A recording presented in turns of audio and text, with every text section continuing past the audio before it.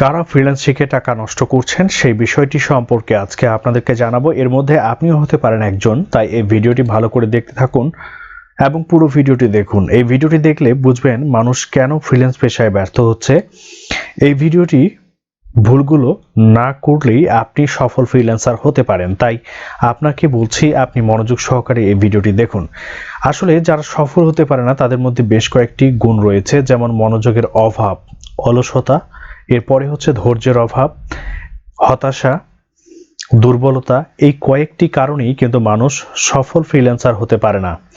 আর এই বিষয়গুলো আপনার মধ্যে থাকলে আপনি হয়তো সফল ফ্রিল্যান্সার কোনোদিনই হতে পারবেন না। চলুন এগুলো সম্পর্কে একটু বিস্তারিত আলোচনা করি।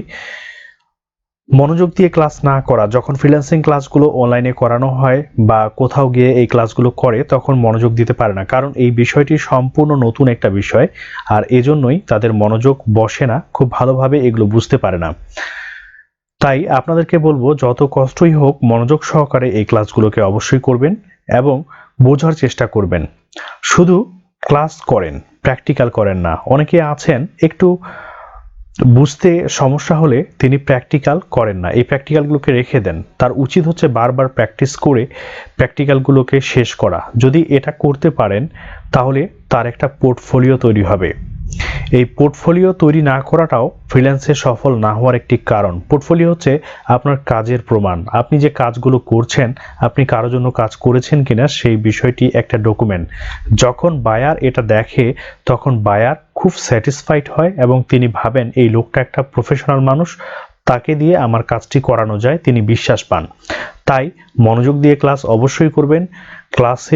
ক্লাস করার সাথে সাথে প্র্যাকটিক্যাল করবেন এবং নিজের একটি পোর্টফোলিও তৈরি করবেন। যতগুলো পারবেন পোর্টফোলিও তৈরি করে রাখবেন। মার্কেট প্লেসের সময় না দেওয়া, আমি আপনাদের একটু বুঝিয়ে বলি। আপনার স্কিল হচ্ছে আপনার প্রোডাক্ট, আর মার্কেট প্লেস হচ্ছে একটা দোকান। এখানে যদি আপনি অনলাইনে না থাকেন তাহলে বায়ার এসে যখন দেখবে যে এই মানুষটি আমার এই কাজটি করে দিতে পারতো বাট তিনি এখন অনলাইনে নাই, যদি এমনটা দেখে তাহলে উনি কি আর আপনাকে কাজ দেবে? আর মার্কেট প্লেসে কি মানুষের অভাব রয়েছে? অনেক মানুষ রয়েছে, তাই আপনাকে ছেড়ে অন্য কাউকে এই কাজটি দিয়ে দিবে। সো চেষ্টা করবেন মার্কেট প্লেসে সবসময়ই থাকার জন্য। তাহলে যখনই বায়ার আপনাকে নক করবে আপনি বায়ারের সাথে কথা বলে কাজটি নিতে পারবেন। বায়ারের খোঁজ না করা, আমরা মনে করি মার্কেট প্লেসে চুপচাপ বসে থাকলেই বুঝি বায়ার আসবে আর আমাকে কাজ দেবে। আপনাকে বায়ারের খোঁজ করতে হবে। এটা কোথায় করবেন? বিভিন্ন সোশ্যাল মিডিয়া প্ল্যাটফর্মে আপনি বায়ারের খোঁজ করতে থাকবেন। যখন বায়ারকে আপনি খুঁজে পাবেন এবং তাকে আপনার সম্পর্কে জানাবেন। আমি একটু বুঝিয়ে বলি। ধরুন আপনি একটি দোকান দিয়েছেন, এরপর কি আপনি চুপচাপ বসে থাকেন? আপনি কি করেন? বিভিন্ন পোস্টার, মাইকিং, এছাড়াও আরো অনেকগুলো ওয়েতে টেলিভিশনে বিজ্ঞাপন দিয়ে এভাবে করে আপনি কিন্তু মানুষকে জানান যে আমার একটা দোকান রয়েছে, দোকানের মধ্যে এই প্রোডাক্টগুলো পাওয়া যায়, আপনারা এখানে আসলে এই সার্ভিসগুলো পাবেন। তো আপনাকে ঠিক তেমনই মার্কেট প্লেসে একটা অ্যাকাউন্ট করলেন, সেখানে আপনি থাকলেন, ঠিক আছে। এর পাশাপাশি আপনার যে স্কিলগুলো রয়েছে সেগুলো কিন্তু আপনাকে বিভিন্ন জায়গায় প্রচার প্রচারণা করতে হবে।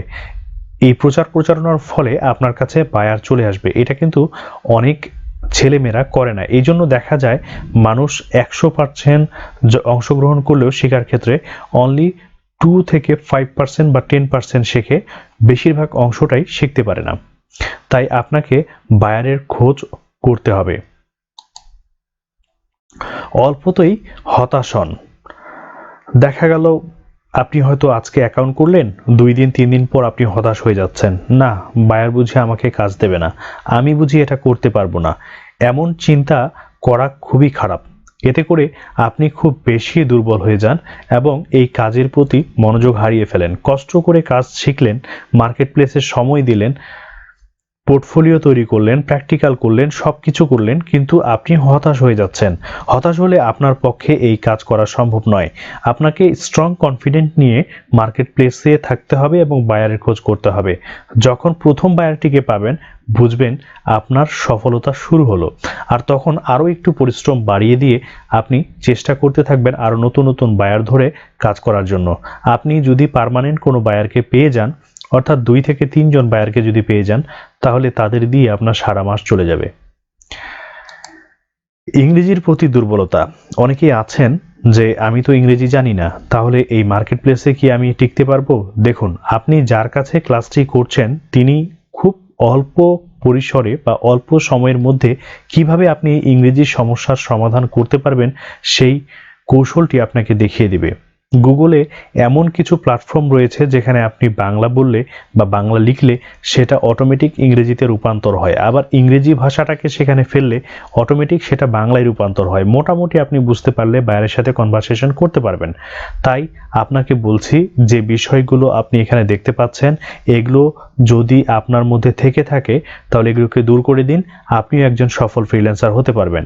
বন্ধুরা, এই ধরনের নিত্য নতুন ভিডিও পেতে অবশ্যই এই চ্যানেলটিকে সাবস্ক্রাইব করুন আর আমাদের ভিডিওগুলোকে শেয়ার করে দিন সোশ্যাল মিডিয়া প্ল্যাটফর্মে।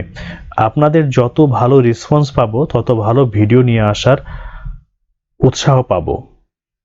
আশা করছি আপনি চ্যানেলটি সাবস্ক্রাইব করে আমাদের সাথেই থাকবেন।